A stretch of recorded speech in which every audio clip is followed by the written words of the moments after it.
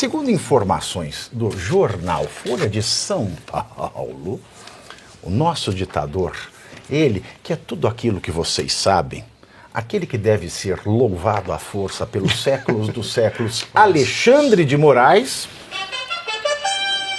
adotou como procedimentos nos casos relacionados ao 8 de janeiro a intimação somente das testemunhas de acusação, obrigando as defesas a levar os depoentes para as audiências no tribunal. Essa prática tem causado receio entre os advogados dos acusados pela PGR de articular um suposto golpe de Estado em 2022. Esses advogados disseram que a falta de intimação de testemunhas pode inviabilizar depoimentos considerados cruciais para os acusados. 3 ministros do Supremo, que não tiveram os nomes revelados, disseram à Folha que o procedimento adotado por Moraes, mesmo não sendo mais convencional, é uma espécie de antídoto válido contra as defesas que tentam arrastar os processos por longos períodos. Nossa Senhora, né? Veja se os processos estão há 30 anos no Supremo, né? Por que não usam esse antídoto? E aí tem a seguinte questão, né? Eu não vi os autos quanto a essas queixas aos advogados da mesa, Ana Paula e Jeffrey. Eu não vi, então eu não posso dizer o que aconteceu, de fato.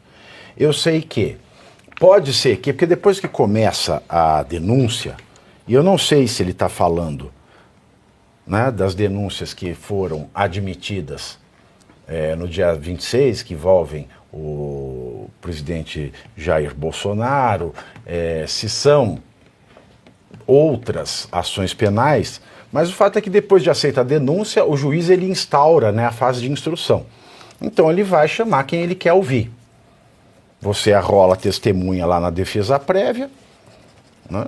Aí o juiz fala, olha, você quer que eu intime? Geralmente é assim que funciona no caso. Você quer que eu intime ou você traz? Você assume o ônus, né, a responsabilidade de trazer a sua testemunha.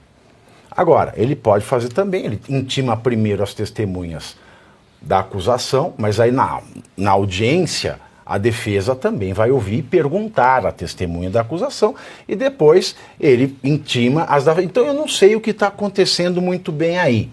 Como é a Folha que está falando disso, eu não posso pôr as minhas fichas, porque a Folha não sabe nada de jurídico. Caso meu mesmo, a Folha já publicou cada absurdo, né, que eu perdi na justiça para Chico e Gil, não perdi para ninguém. Eles protocolaram a ação e a Folha escreve o que ela quer sem checar com a outra parte. Então eu não sei o que está meio acontecendo. Então, né, vamos ponderar essas coisas aí, caso vocês conheçam algo concreto, nós podemos ir mais a fundo. Mas parece estranho. Isso parece muito estranho. Mesmo. Eu anotei 2 termos aqui. Principal termo, antídoto. Vê como eles declaram que eles são ditadores, né? Eles já estão sem vergonha de assumir a tirania.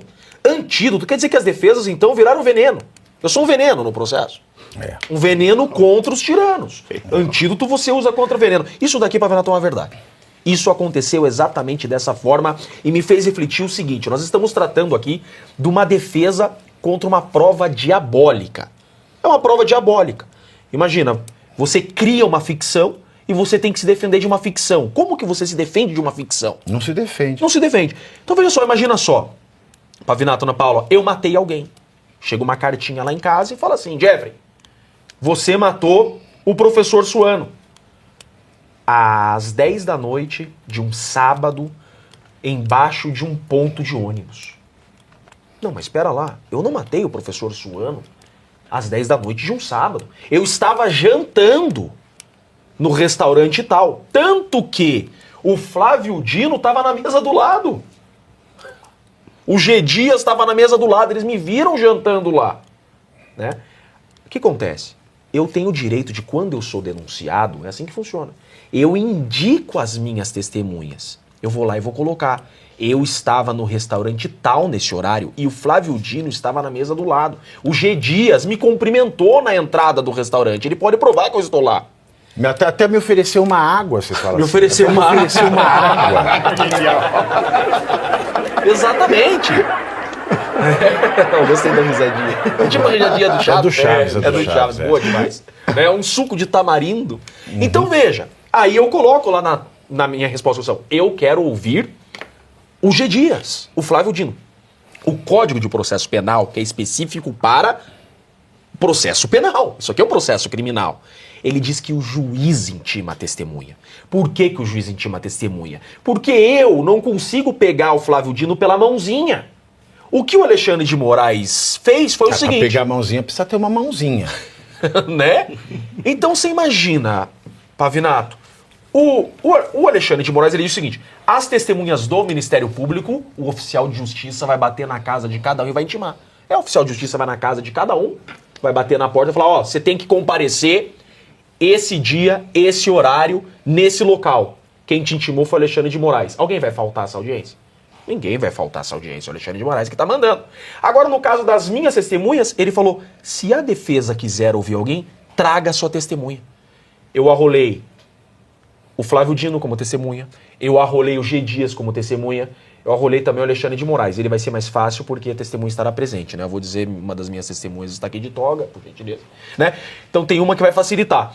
Mas como é que as defesas levarão suas testemunhas? Ele falou isso expressamente. E o pior, Pavinato, agora invertendo totalmente isso daqui, tem denúncia que sequer foi aceita. Tem réu que sequer está sendo tecnicamente processado. E ele já está dizendo que não vai ouvir as testemunhas do réu. Por exemplo, o processo do meu cliente, ele ainda não é tecnicamente processado. A PGR denunciou, vai ter uma sessão, essa que foi televisionada no caso do Bolsonaro, onde o juiz vai decidir, receba ou não receba a denúncia, ou seja, processo ou não processo. Ele já se antecipou antes de falar, ó, esses que serão processados, já fez uma futurologia que ele vai receber, esses que serão processados e eu vou condenar depois, né, eu não vou ouvir a testemunha de ninguém. Isso é um jogo de cartas marcadas. Por quê? Porque eles querem terminar esse processo em 2025.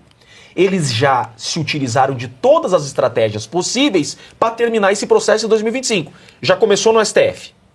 Então, já começa lá porque termina lá.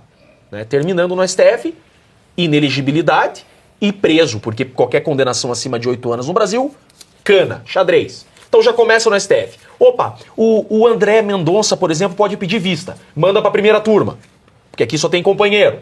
Faz na primeira turma. Como que a gente faz para acelerar ainda mais isso? Ah, não houve as testemunhas das defesas. Ou seja, você arrolou as testemunhas e no final de contas o único que arrolou nessa história foi o Alexandre de Moraes. Ele arrolou todo mundo no Brasil.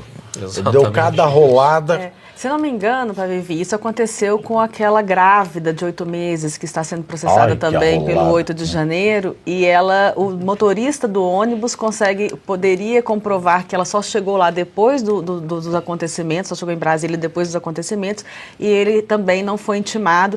Agora, a gente vê um modus operandi aí do STF que além de querer essa celeridade do processo, doutor Chiquini, vem dificultando realmente que as defesas comprovem qualquer coisa que seja contra a narrativa de ficção que foi criada.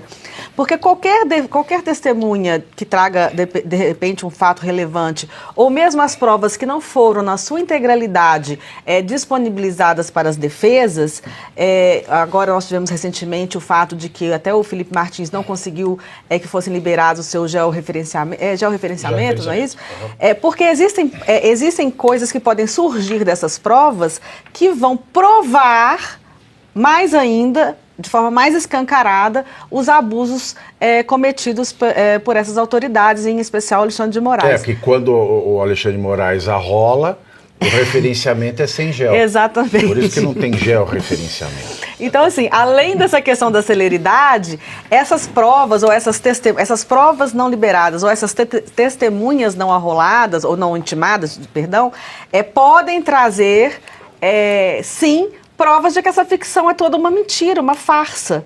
Então, eles estão realmente deliberados e sem medo nenhum de seguir em frente com relação a essa postura. Vergonha e sem juízo, sem medo, você quer e eu preciso, esse senhor cara de pau. No caso do Felipe Martins, aí o georreferenciamento simplesmente constataria a falha. Eu tenho problema com isso também. O meu caso também tem problema com isso. Qualquer processo no Brasil, eu consigo esse georreferenciamento em uma semana. Por exemplo, o júri, que eu faço bastante júri.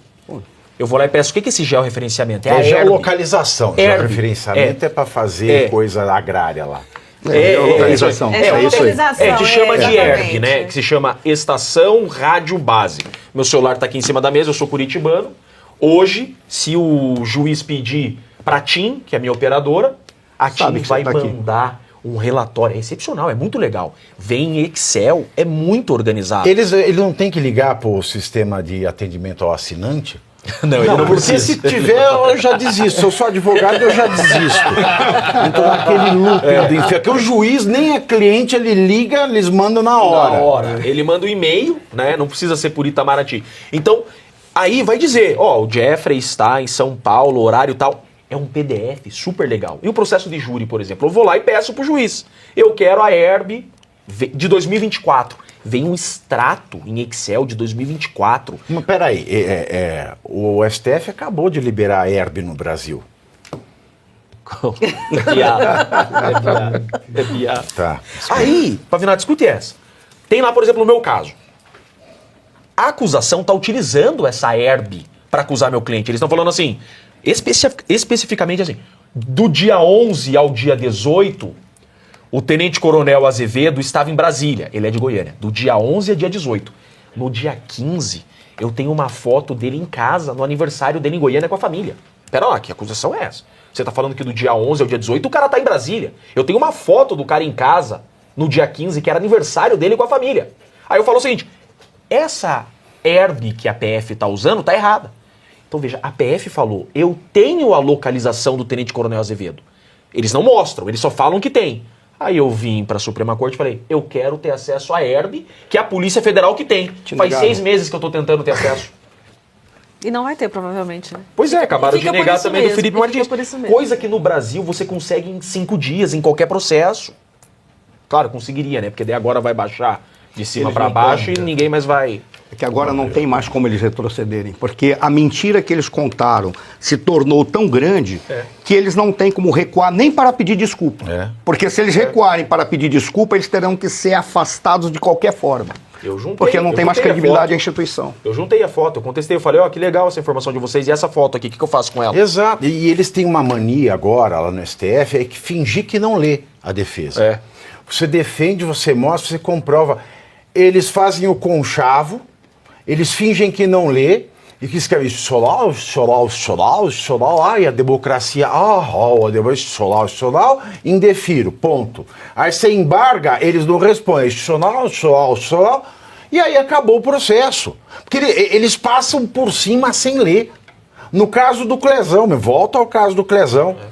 Clezão morreu. No mínimo houve abuso de autoridade do Alexandre, porque a lei de abuso de autoridade diz que o juiz que não analisa no prazo razoável o pedido de soltura aquele que tem os requisitos para, pelo menos, trocar a modalidade preventiva, deixar a prisão e ter uma cautelar, ele comete crime de abuso de autoridade quando não faz em prazo razoável.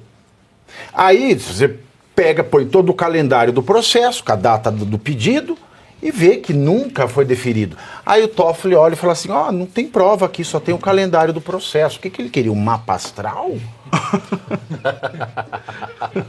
O que esse energúmeno queria? Um mapa? Eu não sei. Mas daí o pessoal da turma vai e acompanha, porque eles adotaram essa postura. Eles não leem, escrevem qualquer coisa, e aí vem os jornais, né, a Folha, o Estado, e fala assim, olha, eles aqui fundamentaram muito bem, olha, institucional.